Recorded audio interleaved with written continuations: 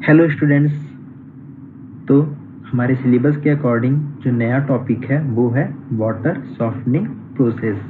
इसके पहले हमने बॉयलर प्रॉब्लम और वाटर हार्डनेस देख लिया है। तो अगर वो वीडियो आप फिर से देखना चाहते हैं या आपने नहीं देखा है तो आपके लिए मैं लिंक नीचे डिस्क्रिप्शन बॉक्स में डाल दूंगा, या तो फिर ऊपर राइट हैंड साइड पे टॉप पर आई बटन क्लिक कर रहा होगा, वहाँ पे प्ले लिस्ट पे भी जाके आप उन वीडियोस को देख सकते हैं। ठीक है, तो अब हम आगे देख लेते हैं कि हमारे सिलेबस में वाटर सॉफ्टनिंग प्रोसेस में क्या क्या है। According to our syllabus, there are three types of water softening process. First one is lime soda process, second one is zeolite process, जिसे हम permuted process भी कहते हैं, third one is ion exchange process. ठीक है, अब देखिए lime soda process जो है वो टू टाइप्स के होंगे, cold lime soda process and hot lime soda process. वैसे ही आयन एक्सचेंज प्रोसेस जो होंगे वो भी टू टाइप्स के होंगे उसमें एक्सचेंज। पहला होगा कैटायन एक्सचेंज और दूसरा होगा एनायन एक्सचेंज। ठीक है, तो इतना हमारे सिलेबस में है। अब बात ये कर लेते हैं कि एग्ज़ाम में पूछता क्या है। एग्ज़ाम में इसमें से दो टाइप के क्वेश्चन आ सकते हैं, या तो वो 10 मार्क्स का आएगा या तो फिर वो 5 मार्क्स का आएगा। तो मैं आपको बता रहा हूँ कि 10 मार्क्स में आपको क्या क्या लिखना है। 10 मार्क्स का आएगा तो क्वेश्चन कुछ इस तरह से हो सकता है कि वाटर सॉफ्टनिंग प्रोसेस किसे कहते हैं, और वो ये पूछ लेगा कि इन तीनों प्रोसेस में से किसी एक भी प्रोसेस, कोई भी एक प्रोसेस को आप एक्सप्लेन कीजिए। ठीक है, या तो फिर क्या पूछ लेगा वाटर सॉफ्टनिंग प्रोसेस किसे कहते हैं, और तीनों में से किसी एक को बाय नेमली पूछ ले, या तो लाइम सोडा प्रोसेस पूछ ले या जियोलाइट प्रोसेस पूछ ले या आयन एक्सचेंज प्रोसेस पूछ ले, उसको एक्सप्लेन करने के लिए बोले। ये पूछेगा आपको 10 मार्क्स में, है ना। दूसरा क्वेश्चन हो सकता है कि किसी एक प्रोसेस को उठा के पूछे हुए एग्जाम में और पूछे कि सिर्फ आपको शॉर्ट नोट्स लिखना है, वो 5 नंबर का आ जाए। तो 10 और 5 मार्क्स से हो गए। 10 मार्क्स में क्या लिखना है ना। 10 मार्क्स में आप क्या करेंगे, वाटर सॉफ्टनिंग प्रोसेस का डेफिनेशन देंगे। देन उसके बाद फिर जिस भी प्रोसेस के बारे में पूछ रहा है या जिस भी प्रोसेस के में बता रहे हैं उस सारे प्रोसेस को लिखोगे आप। ठीक है, उस प्रोसेस को लिखने के बाद उसका डायग्राम बनाओगे। देन उसके बाद फिर उसके एडवांटेज और डिसएडवांटेज उस प्रोसेस का, ये 10 मार्क्स के क्वेश्चन में। लेकिन अगर सिर्फ शॉर्ट नोट्स आता है, 5 नंबर का आता है, 5 मार्क्स का आता है, तब आप उस प्रोसेस को डिस्क्राइब कीजिए कि वो प्रोसेस क्या क्या है और डायग्राम बना लीजिए। ये तो सफिशियंट है 5 मार्क्स के लिए। ठीक है, तो नेक्स्ट स्लाइड में देख लेते हैं कि हम वाटर सॉफ्टनिंग प्रोसेस किसे कहते हैं। बहुत सारे इंडस्ट्रियल पर्पस पे हम वाटर का यूज़ करते हैं, है ना। और जब हम सीधी सी बात है वाटर यूज़ कर रहे हैं, वाटर कैसा होना चाहिए, हमेशा प्योर फॉर्म में होना चाहिए। तो एक एग्जांपल ले लीजिए इंडस्ट्री में, मेरा इंडस्ट्री जो है वो है स्टीम जनरेशन का काम है वहाँ पर, है ना। बॉयलर में हम स्टीम जनरेशन करते हैं, पिछले लेक्चर्स में मैं आपको बता चुका हूँ ऑलरेडी, है ना। तो जो वाटर यूज़ कर रहे हैं वो हमेशा उसमें क्या होने चाहिए, उसमें हार्डनेस प्रोड्यूसिंग सॉल्ट्स नहीं होने चाहिए। मतलब अगर हार्डनेस प्रोड्यूसिंग सॉल्ट अगर उसमें प्रेजेंट रहेगा तो मेरा वाटर हो जाएगा हार्ड। ठीक है, और वाटर हार्डनेस हमने पिछले लेक्चर में पहले भी पढ़ लिया है कि कौन कौन से सॉल्ट्स जो होते हैं वो हार्डनेस प्रोड्यूसिंग के लिए रिस्पॉन्सिबल होते हैं। ठीक है, तब डेफिनेशन देख लीजिए। एक ऐसा प्रोसेस जिस प्रोसेस की सहायता से मैं वाटर में प्रेजेंट हार्डनेस प्रोड्यूसिंग सॉल्ट को क्या कर दूं, रिमूव कर दूं, तो वो प्रोसेस कहलाएगा वाटर सॉफ्टनिंग प्रोसेस। हिंदी में बोलते हैं जल के मृदुकरण की विधि। ठीक है, मतलब जो मेरा वाटर है वो हार्ड वाटर है, कठोर जल है, उसको क्या करना है, किसमें कन्वर्ट करना है, सॉफ्ट वाटर में। तो जो हार्ड वाटर के लिए जो भी रिस्पॉन्सिबल सॉल्ट्स होते हैं उसको मैं क्या कर लूँ, वहाँ पर से हटा दूँ, तो मेरा वाटर क्या हो जाएगा, सॉफ्ट। तो हार्डनेस प्रोड्यूसिंग सॉल्ट्स क्या क्या होते हैं, मैं वाटर हार्डनेस के लेक्चर में आपको बता चुका था, एक बार फिर से बता दे रहा हूँ कि कैल्शियम, मैग्नीशियम या अदर हैवी मेटल्स के बाइकार्बोनेट प्रेजेंट हो वाटर पे, या सल्फेट प्रेजेंट हो या क्लोराइड प्रेजेंट हो, तो मेरा वाटर क्या हो जाएगा, हार्ड हो जाएगा। अगर मैं ऐसे सॉल्ट्स को ही रिमूव कर दूं तो मेरा वाटर क्या हो जाएगा, सॉफ्ट हो जाएगा, और इस प्रोसेस को कहते हैं वाटर सॉफ्टनिंग प्रोसेस। ठीक है, अब मेनली इंडस्ट्री में जो सॉफ्टनिंग प्रोसेस होता है वो 3 टाइप का होता है, वो हमारे सिलेबस में भी है। वो है lime soda process, zeolite process and ion exchange process. तो अब आगे की स्लाइड में हम देख लेते हैं कि लाइम सोडा प्रोसेस कौन से प्रिंसिपल पे कार्य करता है और उसके लिए कौन कौन से केमिकल की आवश्यकता होती है। लाइम सोडा प्रोसेस में होता क्या है, हम वाटर में कुछ केमिकल्स मिला देते हैं। ये केमिकल्स वाटर के हार्डनेस के लिए जो रिस्पॉन्सिबल इम्प्यूरिटीज़ होते हैं उसको कन्वर्ट करते हैं इनसॉल्युबल प्रेसिपिटेट में। ठीक है, अब ये इनसॉल्युबल प्रेसिपिटेट है, मतलब वो धीरे धीरे नीचे क्या हो जाएंगे, सेटल हो जाएंगे, जिनको हम रिमूव कर सकते हैं फिल्ट्रेशन मेथड के द्वारा, है ना। तो कैसा होता है अब ये प्रोसेस, उसका प्रिंसिपल देख लेते हैं एक बार कि हमने सबसे पहली बात क्या किया। लाइम सोडा प्रोसेस में कैलकुलेटेड अमाउंट में पहले स्टेप में क्या करते हैं, है ना। पहले स्टेप में हम हार्ड वाटर में कैलकुलेटेड अमाउंट में लाइम मिलाते हैं जो कि होता है कैल्शियम हाइड्रोक्साइड, और सोडा मिलाते हैं जो कि होता है सोडियम कार्बोनेट। ये पहला स्टेप हुआ। जब इसको मिलाते हैं तो वाटर क्या है हमारा, हार्ड है, मतलब उसमें कैल्शियम और मैग्नीशियम का सॉल्ट प्रेजेंट है। ये लाइम और सोडा उस कैल्शियम और मैग्नीशियम सॉल्ट के साथ रिएक्शन करता है और कन्वर्ट हो जाता है इनसॉल्युबल कंपाउंड में।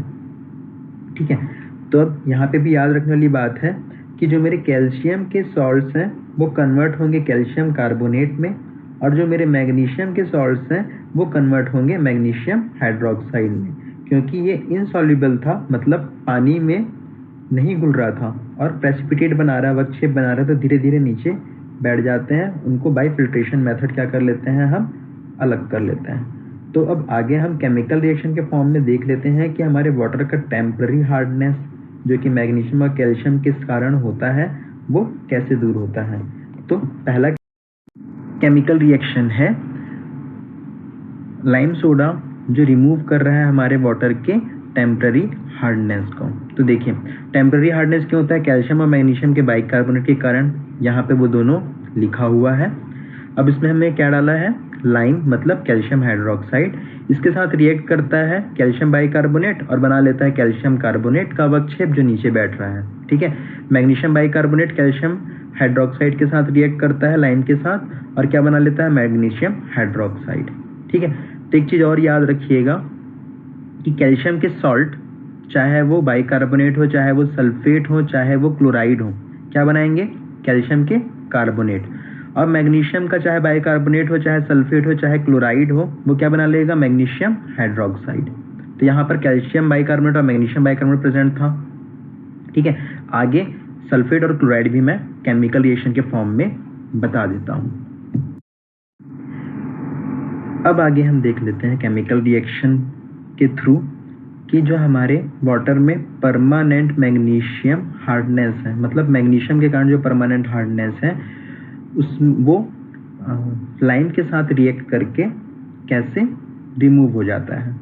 ठीक है, तो पहला जो है वो है कि मैग्नीशियम क्लोराइड और मैग्नीशियम सल्फेट, इसके कारण मेरा वाटर जो है वो परमानेंट हार्ड रहेगा।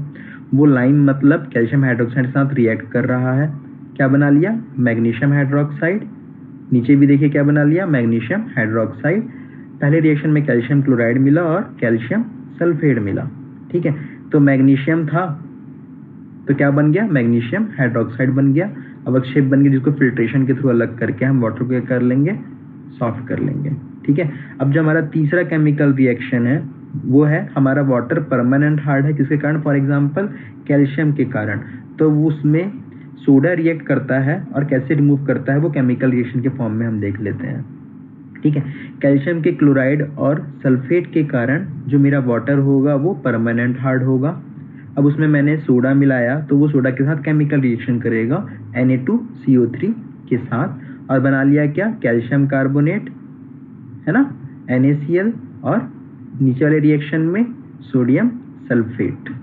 ठीक है, तो एक चीज़ एकदम कॉमन है, अगर कैल्शियम का सॉल्ट है तो कैल्शियम कार्बोनेट का अवक्षेप बनेगा, और अगर मैग्नीशियम का सॉल्ट है तो मैग्नीशियम हाइड्रोक्साइड का अवक्षेप बनेगा।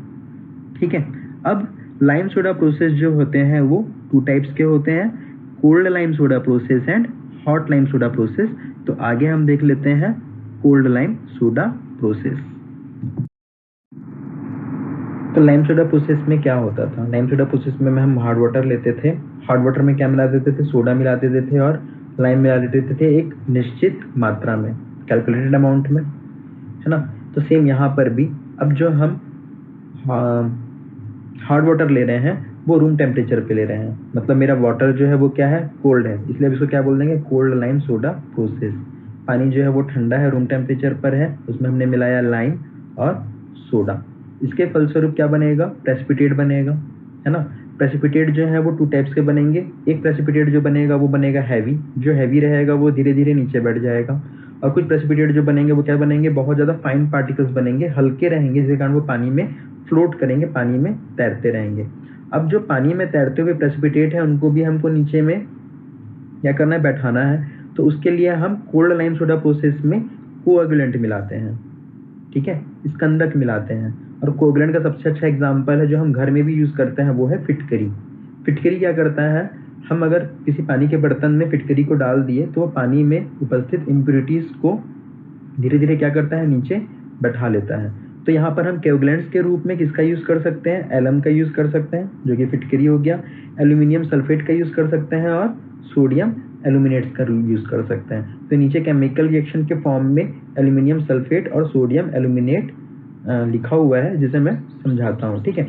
अब मान के चलो कि सोडियम एल्यूमिनेट को मैंने एज ए कोएगुलेंट अगर यूज़ किया तो वो फाइनली प्रेसिपिटेट को तो वो नीचे बैठाता ही है, उसके साथ साथ यदि उस वाटर में सिलिका पार्टिकल्स हो, मतलब रेत के कण हो, तो उसको भी वो क्या करेगा, एब्जॉर्ब करेगा और नीचे बैठा लेगा।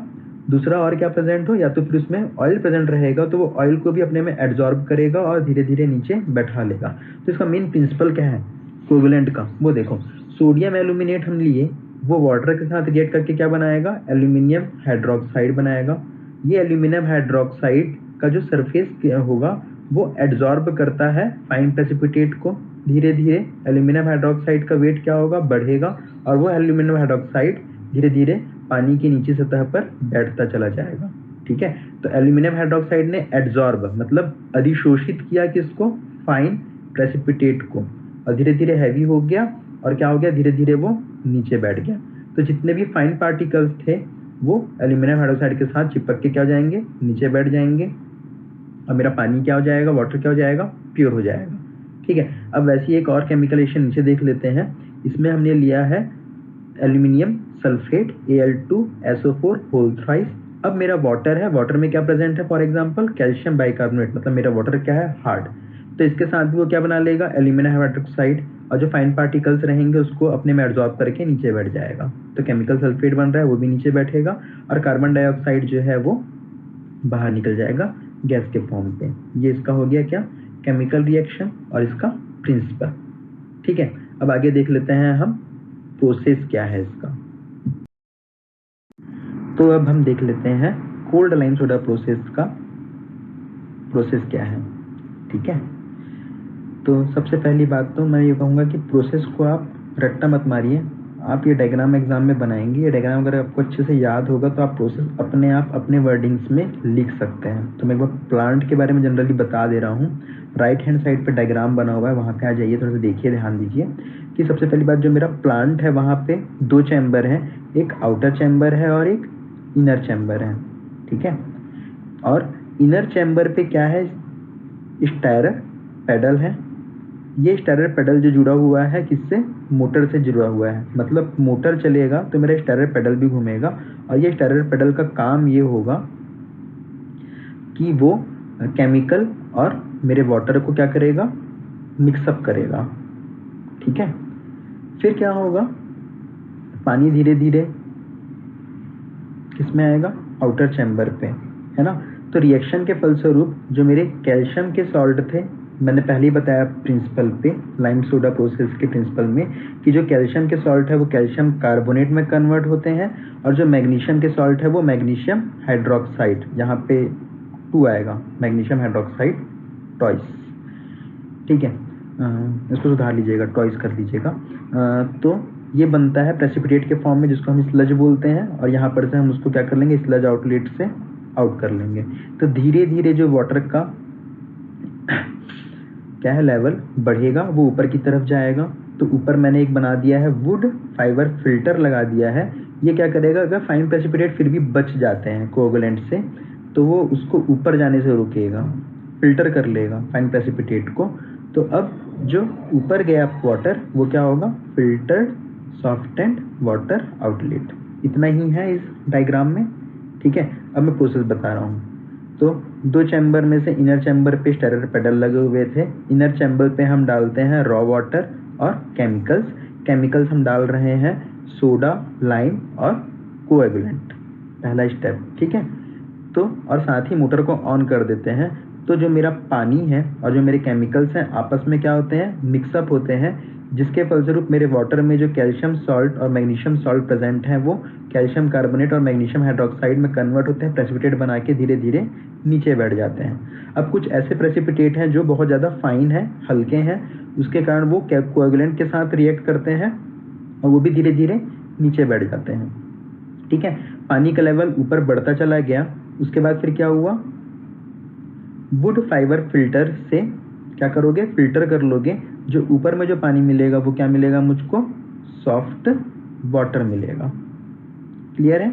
नीचे टाइम टू टाइम हम इस स्लज को क्या कर सकते हैं, यहाँ पर से रिमूव कर सकते हैं। और इसको हमने बॉयलर में पढ़ा था, क्या बोलते हैं, धीरे धीरे स्लज को नीचे से दूर करने को क्या बोलते हैं, ब्लो डाउन प्रोसेस। यही है वो blow down process. Time to time हम स्लज को क्या कर लेते हैं, आउटलेट की सहायता से रिमूव कर देते हैं। तो ये उसका हो गया process. Cold lime soda process के बाद हम देख लेते हैं हॉट लाइम सोडा प्रोसेस, ठीक है। अब इस मेथड का नाम है hot lime soda process. Cold lime soda process में हम क्या करते थे, केमिकल मिलाते थे, केमिकल के रूप में लाइम और सोडा मिलाते थे वाटर पे एज अ रूम टेम्परेचर, पानी वहाँ पे ठंडा रहता था। अब यहाँ पर भी हम लाइम और सोडा मिलाएंगे वाटर में, लेकिन जो वाटर रहेगा उसे हम 80 to 150 डिग्री सेल्सियस पर हीट करके गर्म कर लेंगे। इसलिए अब इस मेथड का नाम हो जाएगा हॉट लाइम सोडा प्रोसेस, ठीक है। अब देखिए कि अगर मैं टेम्परेचर हाई कर रहा हूँ तो मुझे क्या क्या एडवांटेजेस मिलते हैं। सबसे पहला एडवांटेज तो ये मिलेगा कि जो मेरा रिएक्शन हो रहा था, केमिकल रिएक्शन, उसकी स्पीड बढ़ जाएगी। अगर उसकी स्पीड बढ़ गई तो मेरे सॉफ्ट होने की कैपेसिटी थी वो भी क्या हो जाएगी, इंक्रीज हो जाएगी। तीसरा चीज़, वहाँ पे मुझे लाइम और सोडा के साथ साथ कोएगुलेंट मिलाना पड़ता था, स्कंदक मिलाना पड़ता था, एलम या फिटकरी मिलाते थे, जो फाइन प्रेसिपिटेट क्या करते थे, धीरे धीरे नीचे बैठाने का काम करते थे। अब यहाँ पे हमें कोएगुलेंट का यूज़ नहीं करना पड़ेगा, क्योंकि पानी को जब हम हीट करते हैं तो जो फाइन प्रेसिपिटेट होते हैं वो भी स्पीडली धीरे धीरे नीचे बैठ जाते हैं। या तो ये कह सकते हैं कि जब हम हीट करते हैं तो फाइन प्रेसिपिटेट के बनने की प्रोबेबिलिटी कम हो जाती है, ठीक है। तो इस मेथड में हॉट लाइम सोडा प्रोसेस में कोएगुलेंट का यूज़ हम नहीं करते हैं, ठीक है। चौथा जो मेजर एडवांटेज है वो ये है कि मेरे वाटर में बहुत सारे डिजॉल्व्ड गैसेस होते हैं, ऑक्सीजन होता है, कार्बन डाइऑक्साइड होता है। ये गैसेस भी क्या होते हैं, हीट करने के कारण वाटर से बाहर निकल जाते हैं, ठीक है। फिर अब मेरा वाटर जो हो गया है सॉफ्ट, और सॉफ्ट वाटर की विस्कोसिटी, श्यानता जो होती है, कम होती है, ठीक है। और जिस वाटर की विस्कोसिटी कम होती है उसके फिल्ट्रेशन क्या होता है, ईजी होता है as compare to hard water, क्योंकि हार्ड वाटर की विस्कोसिटी क्या होती है, ज़्यादा होती है, ठीक है। अब जब इस प्रोसेस के बाद हमको जो सॉफ्ट वाटर मिलता है उसकी हार्डनेस जो होती है वो होती है 50 to 30 ppm। तो अब नेक्स्ट स्लाइड में हम देख लेते हैं इसका मेथड और इसका डायग्राम। इस स्लाइड के राइट हैंड साइड पर एक डायग्राम है, वो डायग्राम है हॉट लाइम सोडा प्लांट का। तो ठीक है, मेनली इस प्लांट को हम 3 पार्ट में डिवाइड कर सकते हैं। जो पहला पार्ट रहेगा उसे हम बोलेंगे रिएक्शन टैंक। जैसे कि नाम से पता चल रहा है रिएक्शन टैंक, तो यहाँ पे मेरा जो वाटर है और जो केमिकल्स हैं उनके बीच में क्या होगा, रिएक्शन होगा, ठीक है। अब इस प्लांट के नीचे जो सेकंड पार्ट होता है इस प्लांट में वो है कोनिकल सेडिमेंटेशन टैंक, ठीक है। अब इस टैंक में क्या होगा, जो केमिकल रिएक्शन हुआ, केमिकल रिएक्शन के बाद क्या बनेंगे, प्रेसिपिटेट बनेंगे, किसके, कैल्शियम के और मैग्नीशियम सॉल्ट के, है ना। जो प्रेसिपिटेट बनेंगे वो प्रेसिपिटेट धीरे धीरे नीचे आके इकट्ठा होंगे एज अ स्लज के फॉर्म में, जिसे हम टाइम टू टाइम क्या कर लेंगे, रिमूव कर लेंगे, जिसे हम बोलते हैं ब्लो डाउन प्रोसेस, ठीक है। तो अब पहले के रिएक्शन के फलस्वरूप हमको वाटर जो मिला वो क्या मिला, सॉफ्ट वाटर। अब हो सकता है कि सॉफ्ट वाटर में बहुत सारा क्या हो, इम्प्योरिटीज़ हो। इन इम्प्योरिटीज़ को दूर करने के लिए हम इस प्लांट के थर्ड पार्ट पे जाएंगे, जो होता है सैंड फिल्टर प्लांट। अब इस प्लांट का काम होगा, जो मेरा सॉफ्ट वाटर बन गया है उसमें जितनी भी इम्प्योरिटीज़ है उसको क्या कर लेगा, वो दूर कर लेगा। तो मेनली कितने पार्ट हो गए, 3 पार्ट हो गए इस प्लांट में, ठीक है। अब इसका देख लेते हैं कि प्रोसेस इस प्लांट में हम सॉफ्ट वाटर कैसे बनाते हैं, ठीक है। तो देखिए सबसे ऊपर टॉप से हम डालते हैं वाटर, हार्ड वाटर, जिसे हम सॉफ्ट वाटर में कन्वर्ट करने वाले हैं, ठीक है। साइड से हम देते हैं सुपर हीटेड स्टीम इनलेट, मतलब हम भाप देंगे जो सुपर हीटेड होगा। अब ये सुपर हीटेड स्टीम जो होगा वो वाटर के कांटेक्ट में आने के बाद जो वाटर के ड्रॉपलेट्स होंगे वो क्या हो जाएंगे, हीट हो जाएंगे। अब मेरा वाटर क्या हो गया, हॉट हो गया, ठीक है। सेम इसी टाइम इसी समय यहाँ पर से क्या डाले, केमिकल डाले, लाइम डाले और सोडा डाले, क्योंकि ये हॉट लाइम सोडा प्रोसेस है, वाटर जो है हॉट है, तो इसमें कोएगुलेंट की डालने की आवश्यकता नहीं पड़ती है, ठीक है। रिएक्शन टैंक पे मेरा हॉट वाटर चला गया, केमिकल चला गया, इन दोनों के बीच में केमिकल रिएक्शन होंगे। मेरे वाटर हार्ड है, मतलब उसमें कैल्शियम का सॉल्ट प्रेजेंट है और मैग्नीशियम का सॉल्ट प्रेजेंट है, तो कैल्शियम का सॉल्ट कन्वर्ट हो जाएगा कैल्शियम कार्बोनेट और मैग्नीशियम के सॉल्ट कन्वर्ट हो जाएंगे मैग्नीशियम हाइड्रोक्साइड में, प्रेसिपिटेट बनाएंगे और नीचे धीरे धीरे इकट्ठा हो जाएंगे स्लज के फॉर्म में, ठीक है। अब जो मेरा वाटर जो था वो क्या हो गया, सॉफ्ट हो गया। धीरे धीरे वाटर लेवल बढ़ेगा और ये वाटर लेवल यहाँ पर पाइप से होता हुआ मेरे प्लांट के थर्ड पार्ट पे जाएगा, जो कि क्या था, सैंड फिल्टर प्लांट था, जिसपे सैंड के बहुत सारे लेयर हैं, मेनली 3 लेयर है। फाइन सैंड लेयर है जो बहुत ज़्यादा फाइन होगा, फिर उससे थोड़े बड़े बड़े कण होंगे जो कि होगा कोर्स सैंड लेयर, और सबसे आखिरी में होगा ग्रेवल्स लेयर। तो अब मेरे जो सॉफ्ट वाटर में जितनी भी इम्प्योरिटीज़ थी वो इम्प्योरिटीज़ भी क्या हो जाएंगी, इससे दूर हो जाएंगी, और यहाँ पर से मुझको प्योर सॉफ्टेंड वाटर मिल जाएगा, ठीक है। तो इस तरह से इसका प्रोसेस भी क्या हो गया, खत्म हो गया। तो अब तक हम लाइम सोडा प्रोसेस का प्रिंसिपल देख लिए, दोनों मेथड देख लिए, हॉट लाइम सोडा प्रोसेस और कोल्ड लाइम सोडा प्रोसेस। तो अब हम आगे देख लेते हैं कि लाइम सोडा प्रोसेस के क्या क्या एडवांटेजेस हैं और डिसएडवांटेजेस हैं। तो ये जो स्लाइड है इसमें से आपको नोट करना है तो आप नोट कर लीजिए, है ना। नॉर्मल से एडवांटेज है, मैं एक बार पढ़ देता हूँ कि क्या क्या एडवांटेज है लाइम सोडा प्रोसेस के। अब ये जो प्रोसेस है वो बहुत ज़्यादा इकोनॉमिकल है, इस पर ज़्यादा खर्च नहीं आता, पहला इसका एडवांटेज तो ये हो गया। दूसरा कि अगर इस प्रोसेस में मुझे कोगुलेशन की आवश्यकता पड़ती है ना, कोगुलेशन प्रोसेस की आवश्यकता पड़ रही है, तो कोगुलेंट जो लगता है वो बहुत कम लगता है, ठीक है। और हॉट लाइम सोडा प्रोसेस में तो मुझे कोगुलेंट लगता ही नहीं है, ठीक है। तीसरा, इस प्रोसेस में जब हम आगे प्रोसेसिंग करते हैं तो जो वाटर होता है वो वाटर का पीएच धीरे धीरे इंक्रीज होता है, तो वाटर के पीएच के इंक्रीज होने के कारण उस वाटर से जो क्रूजन होने की जो संभावना होती है वो धीरे धीरे क्या हो जाती है, कम हो जाती है, ठीक है। चौथा, सीधी सी बात है, हम वाटर का हार्डनेस रिमूव कर रहे हैं, मतलब उसमें जो डिजॉल्व मिनरल्स हैं उसको हम क्या कर रहे हैं, वाटर से हटा रहे हैं। तो जो वाटर हमको मिलता है उसमें मिनरल की मात्रा बहुत कम होती है, ठीक है। अब इस मेथड से जो हमको वाटर मिला है सॉफ्ट वाटर, वो एल्कलाइन नेचर के होते हैं, और एल्कलाइन नेचर में जो पैथोजेनिक बैक्टीरिया होते हैं उसकी मात्रा बहुत कम होती है, मतलब धीरे धीरे कम हो जाती है। पैथोजेनिक बैक्टीरिया से मतलब ये है, बीमारी फैलाने वाले जितने भी बैक्टीरिया होते हैं वाटर में वो धीरे धीरे क्या हो जाते हैं, रिड्यूस हो जाते हैं, कम हो जाते हैं। तो ये इसके हो गए एडवांटेज। तो एडवांटेज के साथ साथ कुछ डिसएडवांटेज भी हैं, जिसे मैं एक बार बोल दे रहा हूँ। देखिए कि अब मैं चाहता हूँ कि मेरा जो प्लांट है वो एफिशिएंट रूप से काम करे, मतलब बहुत ही सही तरीके से वो वाटर को सॉफ्ट करे, और मेरा खर्च भी जो हो वो क्या हो, कम हो। तो उसके लिए मुझे बहुत ही स्किल्ड एम्प्लॉयज़ की आवश्यकता होगी, ठीक है। ऐसे वर्कर की आवश्यकता होगी जो स्किल हो, जिनके सुपरविज़न में ये प्लांट चले। जब ऐसा होगा तभी मेरा प्लांट एफिशिएंट और इकोनॉमिकल रूप से मुझे क्या देगा, सॉफ्ट वाटर प्रोवाइड करेगा, ठीक है।